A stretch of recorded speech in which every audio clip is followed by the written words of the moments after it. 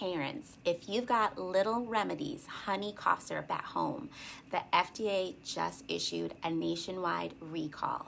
Both the day and night versions may be contaminated with Bacillus cereus.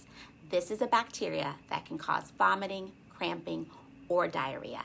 For most people, it's mild, but in rare cases, it can be more serious. So if your child has taken it and shows any symptoms, please call your pediatrician.